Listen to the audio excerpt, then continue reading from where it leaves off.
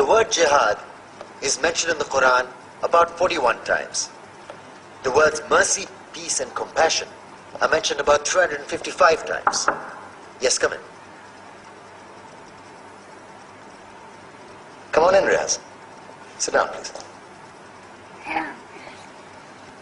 Contrary to popular belief in most Western cultures, Islam is a religion that preaches peace and tolerance. Yes, Patricia.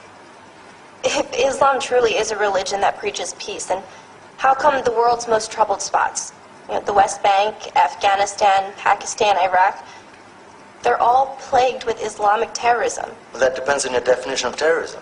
Some might argue that the U.S. invasions of countries like Iraq and Afghanistan are also acts of terrorism. No, those were acts of war to get rid of despotic regimes. Or a means of getting at a country's oil.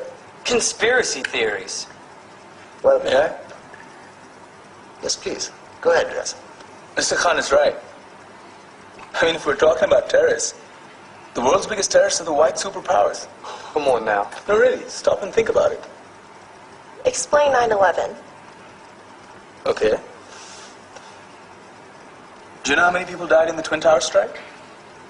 Around 3,000. And do you have any idea how many people died in the bombing of Afghanistan? Take a wild guess. More than 15,000 people died. And that's just conservative figures. About 50,000 tons of explosives were dropped on innocent civilians. Men, women, children. Yeah, but that was because of the Taliban. Now that you brought it up, did you know that the Taliban was a creation of the CIA to fight the Russians? Whatever. They were still harboring terrorists.